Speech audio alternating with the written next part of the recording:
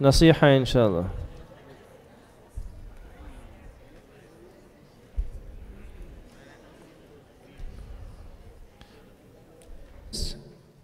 About 30 madrasas, and they have a staff of 30 full-time staff members.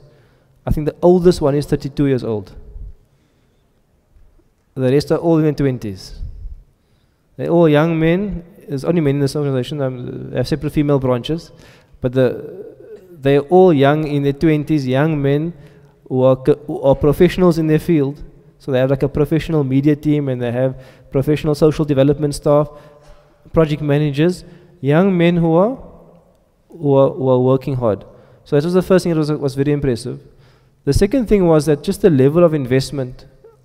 I mean, they are 30 staff. They probably cost about R500,000 a month just for their salaries, beyond all the projects they are running. But there's a significant investment in developing the organization at a very professional level. They're hiring professional staff at professional rates to run these projects. You do an alim course, and the alim course linked to university, so you come out with your alim course plus your university degree. And it's sleep in, so you come here and you sleep here for 5 years, and this is the place that you stay basically. So that's the hostel. I'll come back to it. This is the library. This is a part of the madrasa, an indoor pool with heating as well. They have a gym. So we walked around the madrasa. This is the bakery in the madrasa. The bakery in the madrasa. No, none of these are government funded. These are all privately funded, and we'll come to the funding story now at the end, inshallah.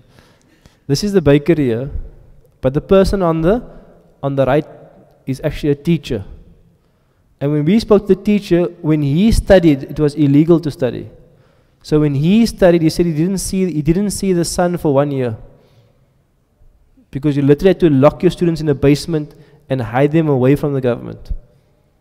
You hide them in a secret compartment, and they study. You didn't see the sun for a year. But now there's space, and they open the madrasa, and there's hundreds of students, and now there's kind of like a real revival of Islamic studies within Turkey. So this place is also amazing here. They have their own bakery, they even sew the garments there for the students. They sew it there, their own laundry. They feed about 2,000 people per day. Huge cafeteria. And all of these, I mean, in terms of the question was about funding, none of these are government funded. They are all from private awqaf, investments for madrasas, and from private funders. For example, at this madrasa here, all the students study at no cost. At no cost. In fact, they go to the refugee camps and they find young Syrians and they bring them into the madrasa and they integrate them into society. So one of the main kind of inspiring things about Turkey was just the seriousness the community has when it comes to deen. And coming back, the contrast is stark. The contrast is stark in terms of our level of investment, our level of concern, when compared to what they're doing there. So it's one of the reflections. What else happened? Oh, we also met this other sheikh. This sheikh is Sheikh, what is his name again now? His name will come back to me. He's actually an interesting sheikh. He's one of the main scholars of Turkey, traditional scholars. And what's interesting about him is that he's from a very wealthy family, and he has like a huge calligraphy collection worth millions. He has like 5-6 rooms of calligraphy, and he collects them, and one piece could be a few million, so he collects them. But despite this, he's a Islam, and he actually spent a number of years in prison as well. So sometimes you see he looks comfortable in his house, and he's, mashallah, he got all his librarians and he has people around him. But last time Allah came to Turkey, he was actually in jail. He was actually in jail. So it was wonderful meeting him. He's one of the main defenders of the Islamic traditions in Turkey. He has a few million followers on TV every week, and we got the pleasure of meeting him as well. This person here in the black hat. He's Hassan Çelebi. He's actually he's the master calligrapher in Turkey. And all the main calligraphers in Turkey all study under him. And so at this calligraphy exhibition, I actually met a South African student of his. And it was amazing. I met him. This is a student here. That's on the right. The other one is me. So I'm the student. But this is brother, actually a Hafid as well, Muhammad Hobe. He's from Joburg. He's a Hafid al-Quran, and he went to Turkey and he studied under the Shaykh for 7 years, full time. And he has ijaza now in calligraphy. In fact, he has one of his pieces that he wrote for the exhibition. So I don't know how many other South Africans are qualified as this is like proper ijaza, like for 7 years you write 6-7 hours a day. 6-7 hours a day. And he has ijaza now, and he's actually a Turkish citizen as well. But he wants to actually bring calligraphy to South Africa and have an exhibition and spread the work and so on, and spread the science. So one thing we would like to do, and you should assist if you're able to, is we should have an exhibition for him too, because he's from the soil, he's a South African, he's from the soil, and there's actually an amazing story. We should have an exhibition for him with the Department of Arts and Culture, as this is Islamic art, traditional art. So if you have any connections, you can let me know, inshallah, because we want to make it not like a Muslim thing, it's also art, it's also an art form. So it must be a South African story. So we'd like to bring him down, inshallah, have some workshops, exhibitions, so he can display his work and bring the science to Cape Town and South Africa. So this was just some of my reflections. So I think whenever you're traveling, it's good to always meet the ulama, think about. So anyway, back home again. So we had our market day yesterday at Seawinds. I want to discuss for a few moments. It's an important discussion, but just maybe 3 or 4 minutes, inshallah. If we are going to be serious about Islamic development and Islamic renaissance and revival, there needs to be a greater investment into our Islamic institutions. Really, I mean, it's really bad out there. It's really bad where you're paying your madrasa teachers 1,000, 1,500, 2,000 rand a month. And that's like the average salary. If you really like a Maulana plus a Hafidh plus, you get 3,000. It's like, it's a form of insanity to invest so little.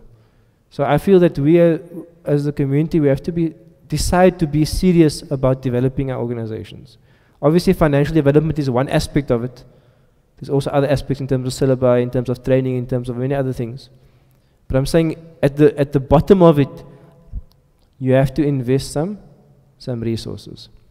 So I want to just pitch some ideas, my own thoughts, what I think we need to do with regard to Islamic institutes. I think there will always be an element of donor funding. I think that's going to be a given. In fact, in Turkey, it's all that you saw there is all donor funding, investments, and so on. So I think most of the madrasas in Cape Town, when they organize like into groups of 10, 20, 30, they're all funded by Joburg people and Durban people. So Joburg businessmen or Joburg families, Durban businessmen families come down to Cape Town and they fund the madrasas. My question in Cape Town is, why aren't we funding our own madrasas? We don't have one, I don't know of one Cape Town organization funding 10, 20 madrasas. It's all the funding all comes from up north. And I think we have enough money to fund a few madrasas. So I do feel that we need to start our education fund. But I don't want to fund madrasas only. I only want to fund performing madrasas. So my proposal basically is to start an education fund, but only if you're on a development path. If your teachers are getting trained, if you have the right governance in place, if you have the right strategy, vision, mission in place, then you get the funding. So it's like a deal. Like the fund will fund you, but you have to walk a development path so the students will benefit. I think we have to be serious about that and start that, inshallah. The second thing is, I do think to some extent the institutes should also generate their own revenue, to some extent. They should have their market days, or they should have a computer lab where they do printing and CV writing and basic computer courses and whatever the ideas are. But I think we as a community need to come together and say that if you have a madrasa in an area, what can that madrasa do to generate some of its own funding beyond donor funding? Because the benefit of that is that the madrasa itself also starts creating employment. It starts also holistically developing its own students. Because work is part of your education as well.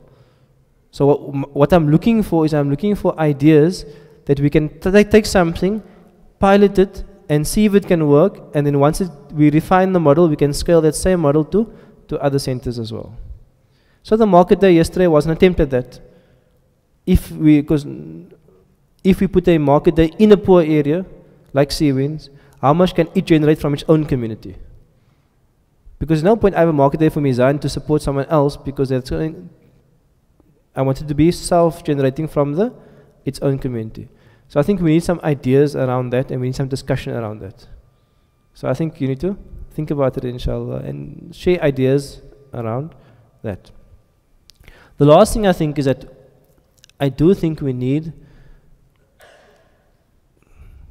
commercial ventures, which are waqf commercial ventures.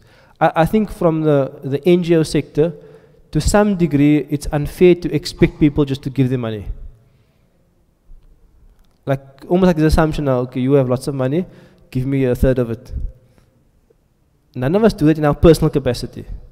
Whatever money you do have, you don't generally give all your money away.